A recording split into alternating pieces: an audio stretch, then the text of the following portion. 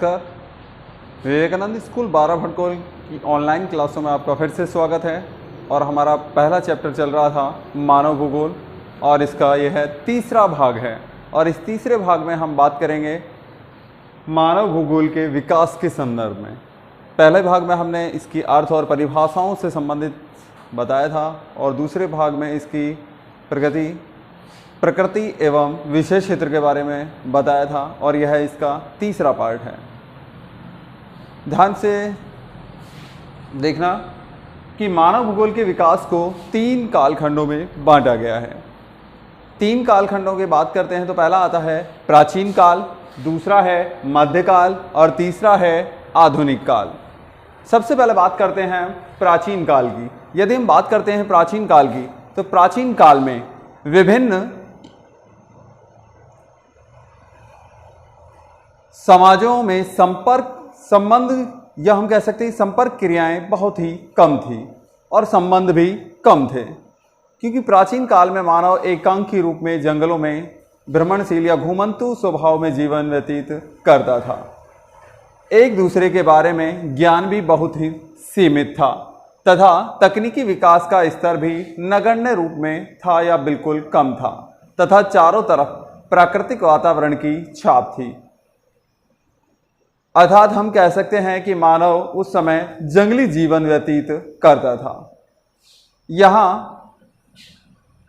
भारत, चीन, मिस्र, यूनान, रोम आदि देशों की प्राचीन सभ्यताओं के लोग प्राकृतिक शक्तियों के प्रभावों पर विश्वास करते थे, अर्थात प्रकृति में रहते थे और प्रकृति की पूजा करते थे और प्रकृति से भयभीत भी होते थे। प्राकृतिक शक्तियों के प्रभावों पर अत्यधिक विश्वास था। वेदों में बताया गया है कि सूर्य, वायु, अग्नि, जल, वर्षा आदि ये सभी प्राकृतिक तत्व हैं जिन्हें ये लोग देवता मानकर पूजा अर्चना भी करते थे।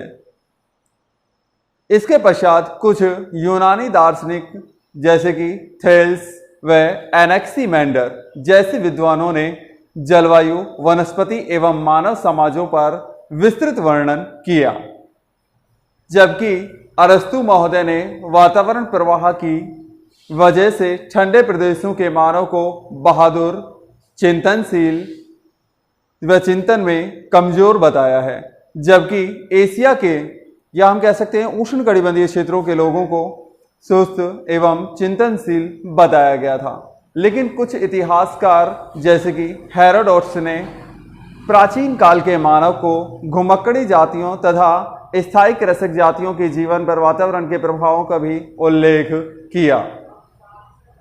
तो यहाँ पर हेरोडोटस जैसे विद्वानों ने प्रमुख रूप से उसके वास्तविक जीवन का परिचय भी दिया है। यदि हम बात करते हैं तो यहाँ वैसे हम पिछली वीडियो में बता चुके हैं कि विश्व के बारे में उपलब्ध जो भौगोलिक जानकारी है या भौगोलिक ज्ञान के व्यवस्थित रूप में रखने का जो मुख्य कार्य किया था वह विद्वान थे हिकेटियस, और इसीलिए हिकेटियस महोदय को भूगोल का जनक भी कहा जाता था। इसके पश्चात आते हैं स्ट्रैबो व उनके समकालीन रोमन भूगोलवेत्ता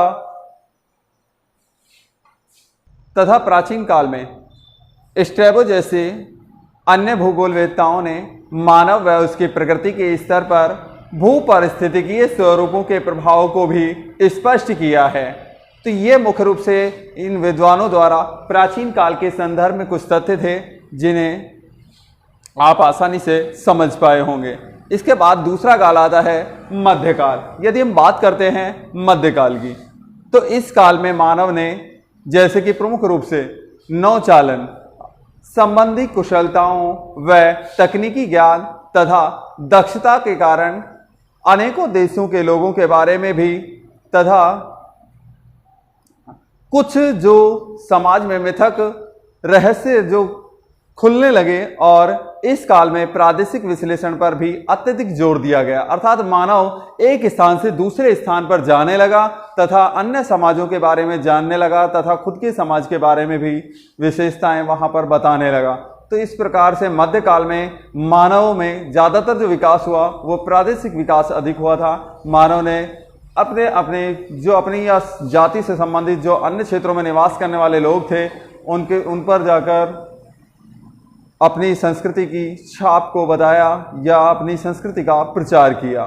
प्रादेशिक विश्लेषण में प्रदेशों के सभी पक्षों का एक मत था कि सभी प्रदेश पूर्ण इकाई या मुख्य रूप से एक ही पृथ्वी के भाग हैं या उससे जुड़े हुए हैं। तो ये कार्य था जो कि मुख्य रूप से मध्यकाल में हुआ था।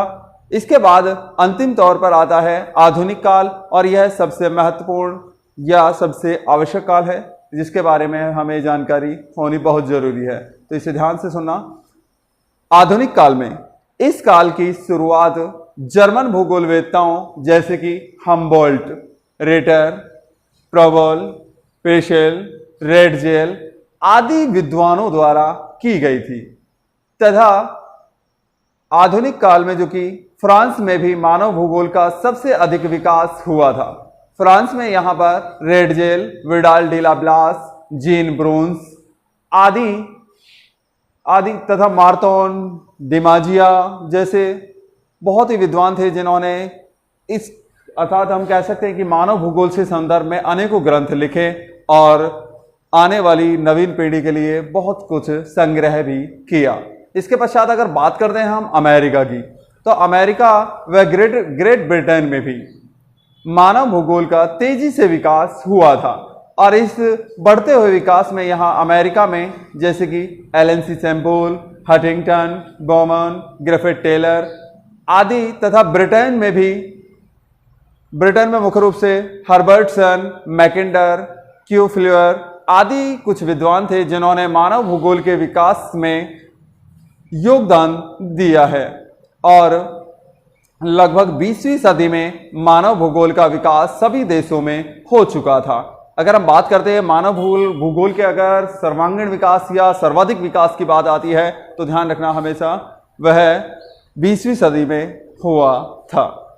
इसके बाद आता है फ्रेडरिक रेडजेल को आधुनिक मानव भूगोल का संस्थापक कहा जाता है, क्योंकि मुख्य रूप से अगर बात करते हैं मानव भूगोल की तो मानव भूगोल शब्द की देन जो फ्रेडरिक रेडजेल को ही दी जाती है तथा मानव भूगोल के संदर्भ में सर्वाधिक तथ्य प्राप्त कर या तथ्य प्रस्तावित करने वाले जो विद्वान थे वो कौन थे? Friedrich Ratzel. इसलिए इनको क्या कहा जाता है? मानव भूगोल का संस्थापक, क्योंकि इन्होंने मानव समाज व धरातल के पारस्परिक संबंधों के अध्ययन पर विशेष जोर दिया था और यही हमारी मानव भूगोल की परिभाषा से भी संबंधित है।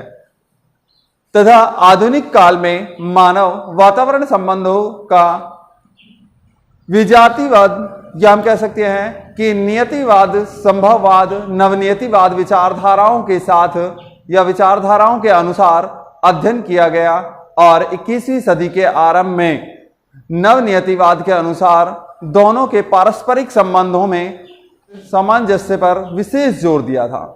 यह विचारधारा रुको व जाओ के नाम से भी जानी जाती है। यहाँ सबसे महत्वपूर्ण बात आते हैं नवनियतिवाद। अगर बात करते हैं नवनियतिवाद के प्रवर्तक की तो उनका नाम आता है ग्रिफिथ टेलर, जिन्होंने रुको व जाओ विचारधारा प्रदान की थी। कई बार परीक्षा में क्वेश्चन भी आता है रुको व जाओ विचारधारा किससे संबंधित है, तो इसका आंसर होता है ग्रिफिथ टेलर। या फिर बात करते हैं नवनियतिवाद के प्रवर्तक कौन है, तो उसका भी सीधा सा आंसर यही आता है ग्रिफिथ टेलर। नेक्स्ट टॉपिक आता है कि आधुनिक काल में यदि बात करते हैं आधुनिक काल के विकास में, तो 1930 के दशक में मानव भूगोल का विभाजन सांस्कृतिक भूगोल व आर्थिक भूगोल के रूप में हुआ था। विशेषीकरण की बढ़ती प्रवृत्ति के कारण मानव भूगोल की अनेक उपशाखाओं जैसे कि राजनीतिक भूगोल, सामाजिक भूगोल, चिकित्सा भूगोल आदि का उद्भव हुआ तथा द्वितीय विश्व युद्ध के बाद के 2 दशकों में मानव भूगोल की विषय वस्तु में स्थानिक संगठन उपागमों द्वारा विभिन्न मानवीय क्रियाओं के प्रतिरूपों की पहचान मिलती है या प्राप्त होती है। इस प्रकार आपका पहला चैप्टर था मानव भूगोल से संबंधित और यह चैप्टर यहीं पूर्ण होता है। धन्यवाद। बाकी इस वीडियो को ज़्यादा से ज़्यादा लाइक कीजिए, शेयर कीजिए, सब्सक्राइब कीजिए और अधिक से अधिक बच्चों को जोड़ने का प्रयास कीजिए। बहुत बहुत धन्यवाद।